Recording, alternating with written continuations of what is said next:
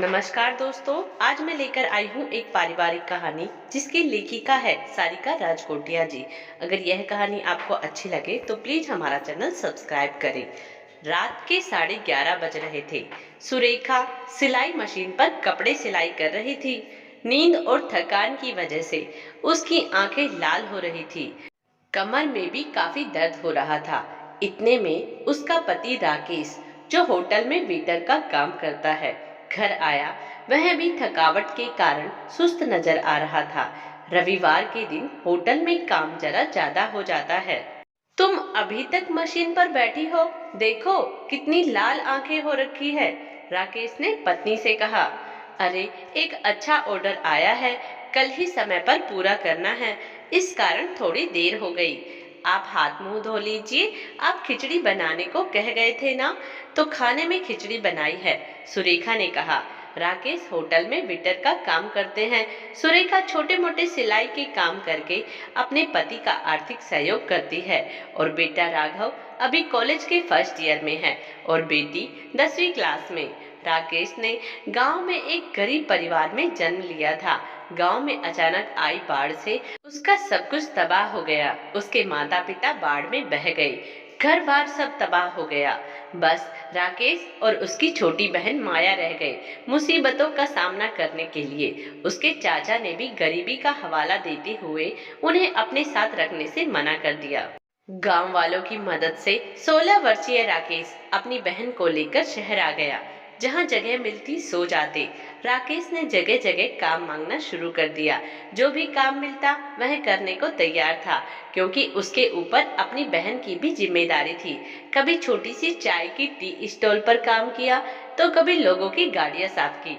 छोटे से ढाबे से गुजरता हुआ आज वह बड़ी 3 स्टार होटल में वेटर का काम करता है। उसकी बहन माया की शादी भी उसी स्तर के लड़के के साथ हो गई। राकेश ने एक अनाथ लड़की सुरेखा संग शादी कर ली।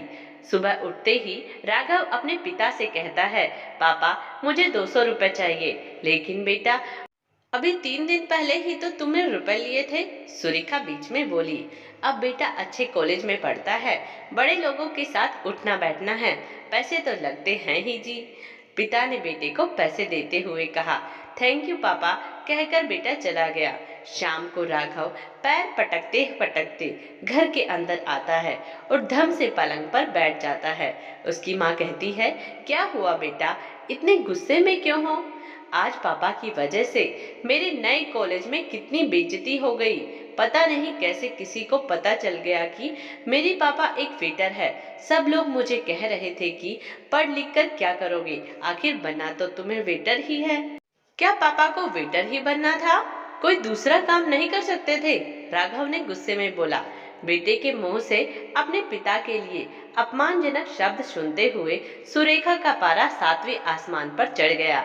उसने अपने आप को संभालते हुए बेटे से कहा, आज तुम्हें अपने पापा पर गर्व होने की बजाय शर्म आ रही है। जब तुम्हारे पापा तुम्हारे लिए मनचाहे खिलौने लाते थे, तब तुम्हें उनके काम पर शर्म नहीं आई। जब तुम्हें अच्छे स्कूल में एडमिशन करवाया, अपनी जरूरतों को अनदेखा करते हुए तुम्हारी कोचिंग क्लासेस की भारी भरकम फीस भरी, तब तुम्हें उनके काम पर शर्म नहीं आई। उनके पास आज भी साधारण फोन है, पर तुम्हें स्मार्टफोन दिलाया, तब तुम्हें उनके काम पर शर्म नहीं आई। दिन रात मेहनत करके अपनी सारी इच्छाएं मारते हुए तुम्हारा शहर के अच्छे कॉलेज में एडमिशन करवा, ताकि तुम्हारा भविष्य उज्जवल हो सके, तब तुम्हें उनके काम में शर्म नहीं आई। तुम्हारे भविष्य की सफलता के लिए दिन रात जदोजहद में दौड़ते भागते रहते हैं। उनके भीतर हृदय में क्या चल रहा है, कभी समझने की कोशिश की तुमने? रोजगार का तनाव, परिवार के आज की जरूरत है और भविष्य की सुरक्षा के लिए कितना कुछ किया है तुम्हारे पापा ने। आज तुम 4 लोगों के बहकावे में आकर अपने पिता की मेहनत पर पानी डाल रहे हो। तुम्हें तो बल्कि अपने पिता का सहारा बनना चाहिए। ऐसा कुछ काम करना चाहिए जिससे उनका मान सम्मान बढ़ सके, तुम पर गर्व कर सके। आज मुझे अपनी परवरिश पर अफसोस हो रहा है। इतना बोलते हुए सुरेखा वहां से चली गई। राघव अपने कहे पर बहुत शर्मिंदा था। माँ, मुझे माफ कर दीजिए, आज मैंने समझ लिया कोई भी काम छोटा या बड़ा नहीं होता। माँ, कॉलेज से आने के बाद का कुछ समय मैं बच्चों को ट्यूशन पढ़ाऊंगा, जिससे पापा को कुछ सहयोग कर सकूं। राघव ने अपनी माँ के पास जाते हुए कहा। आज राघव के आंखों में पिता के लिए और उनके काम के प्रति सम्मान छलक रहा था। दोस्तों, यह कहानी आपको कैसी लगी कमेंट्स बॉक्स में जरूर बताएं, जिससे हमारा उत्साह बना रहे और हम आपके लिए नई नई कहानियां लेकर आते रहें। धन्यवाद।